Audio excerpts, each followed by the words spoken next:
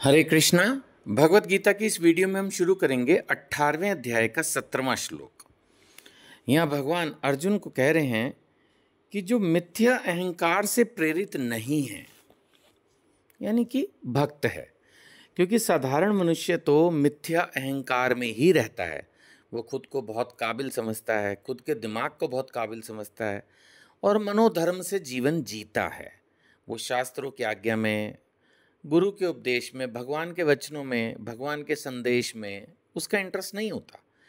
इसलिए मैं बोल रहा हूँ कि जो मिथ्या अहंकार से प्रेरित नहीं है, यानी भक्त, जिसकी बुद्धि बंधी नहीं है। भगवान ने स्वयं कहा है कि ये बद्ध जीव हैं, बंधे हुए हैं, तीनों गुणों से बंधे हुए हैं, अपनी आदतों से बंधे हुए हैं। तो जो बद्ध जीव नहीं है, अगेन भक्त की ही तरफ रेफरेंस जा रहा है, वह इस संसार में मनुष्य को मारता हुआ भी नहीं मारता। अब यहाँ पर क्योंकि बात भगवान अर्जुन से कर रहे हैं, युद्ध के लिए प्रेरित कर रहे हैं, 18वां अध्याय आ चला है, अब अर्जुन को युद्ध करना है, इसलिए भगवान ने कहा अगर तुम भक्त हो, तुम्हारी बुद्धि बंधी हुई नहीं है, तुम मिथ्या अहंकार से प्रेरित नहीं हो, तुम युद्ध कर रहे हो क्योंकि तुम्हें ऐसा ऑर्डर मिला है। मैं परम भगवान हूँ, भगवान बोल चुके, और मैं तुमको बोल रहा हूँ खड़े हो जाओ, युद्ध करो, तो तुम्हें युद्ध करना है। ये बिल्कुल वैसा है कि जैसे युद्ध में मान लेते हैं कि भारतवर्ष का किसी भी एक कंट्री से युद्ध हो रहा है और एक सैनिक हो, कितना ही बड़ा सैनिक हो, अगर उसके अधिकारी उसको युद्ध करने की आज्ञा दे रहे हैं और वो युद्ध कर रहा है, उस युद्ध में अगर वो मारता भी है किसी को तो उसका कोई प्रभाव थोड़ी होगा। रादर अगर उसने बहुत बहादुरी दिखाई, ज़्यादा लोगों को मारा, तो उसको अवार्ड, रिवॉर्ड, मेडल मिलेगा। ऐसे ही तो होने वाला है। तो यही भगवान कह रहे हैं, तुम भक्त हो, तुम्हारी बुद्धि बंधी हुई नहीं है, तुम मिथ्या अहंकार से प्रेरित नहीं हो, इसलिए तुम अपना कर्म करो।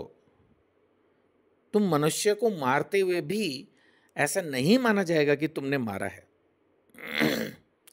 आगे भगवान कह रहे हैं, ना ही वह अपने कर्मों से बंधा होता है। नेचुरली कर्मों का बंधन नहीं आएगा ना। अभी मैंने क्या कहा, अगर कोई सैनिक युद्ध करते हुए लोगों को मार भी डाले तो भी उसको कोई बंधन नहीं होगा ना, कोई बंधन नहीं होगा, कोई उसको जेल नहीं होगी, रादर उसको जो है बहादुरी पुरस्कार दिए जाएंगे। तो यही चीज़ समझनी है कि अगर हम भगवान की आज्ञा से, गुरु की आज्ञा से, माता पिता की आज्ञा से कर्म कर रहे हैं, अपने नियत कर्म कर रहे हैं, तो मारने तक से कोई बंधन नहीं है। बाकी साधारण एक्टिविटीज से तो बंधन ही कहाँ से होगा। मारने का एग्जाम्पल तो ये हो गया ना कि भाई सबसे बुरा कर्म एक तरह से होता है कि किसी व्यक्ति का वध ही कर डालें। जब उस तक से कोई बंधन नहीं है तो बाकी अगर आप रोजमर्रा अपनी जिंदगी जी रहे हैं नियत कर्म, तो काहे का बंधन, कोई पाप नहीं, कोई पुण्य नहीं, आप अपने जो कर्म है वो करते रहिए, है ना। चलिए एक और श्लोक लेंगे, 18वां श्लोक, थोड़ा ध्यान से सुनने वाला श्लोक है। यहाँ पर आ रही है बात, भगवान कह रहे हैं कि ये 3 कर्म को प्रेरणा देने वाले कारण हैं। यानी कोई भी अगर कर्म होता है तो प्रेरणा कहाँ से आती है? सबसे पहले ज्ञान, ज्ञान हो गया नॉलेज, फिर है ज्ञेय, उस नॉलेज के पीछे ऑब्जेक्ट किया है, और फिर है ज्ञाता, वो नॉलेज हो किसको रही है। तो एक बड़ा सिंपल एग्जाम्पल इसको ले सकते हैं कि जैसे मान लेते हैं कोई इंजीनियरिंग पढ़ने गया है, तो ज्ञान तो हुआ इंजीनियरिंग का पढ़ना, बट गे क्या हुआ? उसका पीछे ऑब्जेक्ट। कहीं ना कहीं इंजीनियरिंग की पढ़ाई कोई भी शौकिया नहीं करता, आमतौर पर उसके पीछे एक एग्जाम्पल जो हम अभी ले रहे हैं उसका ऑब्जेक्ट क्या होगा? एम्प्लॉयमेंट, कि मैं अपना कोई व्यवसाय करूंगा, या आमतौर पर इंजीनियर्स अच्छी फर्म्स में जॉब करते हैं, नौकरी करते हैं। सो ज्ञान, जैसा मैंने एग्जाम्पल लिया, इंजीनियरिंग की पढ़ाई लेना, और उसका, उसके पीछे ऑब्जेक्ट क्या है? उसके पीछे ऑब्जेक्ट है कि हम जो है उसमें जॉब करना चाहते हैं। ऐसे कोई भी पढ़ाई हो सकती है, या हो सकता है कि आप जैसे एक मैंने गूगल पे स्टडी किया तो मिला, एक ने कहा जैसे गोल्ड माइंस ढूंढ रहे हैं, तो वो नॉलेज हम गेन कर रहे हैं, क्यों? नेचुरली ऑब्जेक्ट वही है, फिर गोल्ड एक्सट्रैक्ट करेंगे। कोई भी फर्म इस तरह से ज़मीन में तेल ढूंढ रही है, उसका ज्ञान ढूंढ रही है। हम बहुत सारी चीज़ों की नॉलेज लेने की कोशिश करते हैं, उसके पीछे रीज़न कोई और होता है ना। एक जगह मैंने एग्जाम्पल पढ़ा कि कोई ओलंपिक में मेडल लेने के लिए बहुत मेहनत कर रहा है, तो नेचुरली वो भी तकनीक, नॉलेज गेन करेगा। ऑब्जेक्ट होगा मेडल, गोल्ड मेडल लेना ओलंपिक में, और उसको जानने वाला एक व्यक्ति होगा।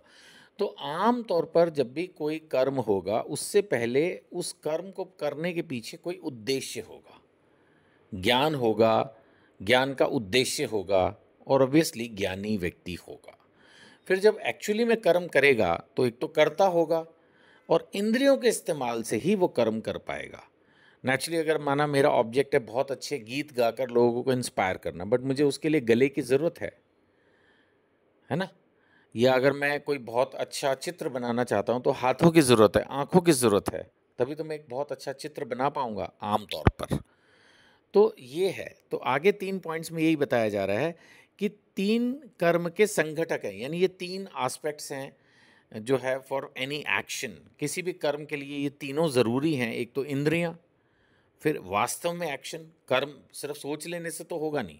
कई बार हम कोई भी कर्म दिमाग में भी पूरा कर लेते हैं, लेकिन एक्चुअल तो जब हम करेंगे तभी होगा।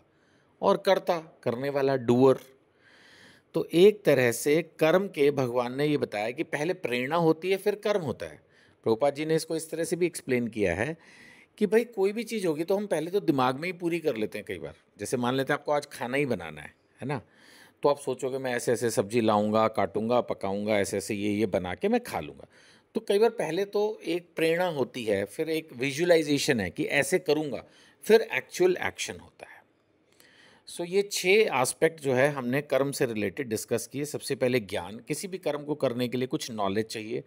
आमतौर पर नॉलेज का कोई ऑब्जेक्ट होगा, फिर उसका एक ज्ञाता होगा, जानने वाला, फिर एक्चुअल कर्म करने वाला एक कर्ता होगा जो कि कर्म करेगा विद द हेल्प ऑफ इंद्रियां। तो ये 6 एस्पेक्ट हो गए। आगे चल के भगवान इसको, इन 6 एस्पेक्ट्स को 3 में कन्वर्ट करके फिर से सतो, रजो और तमो के हिसाब से इसको एक्सप्लेन करेंगे। बने रहिए भगवत गीता पर, आगे इनको पढ़ते जाएंगे। हरे कृष्णा।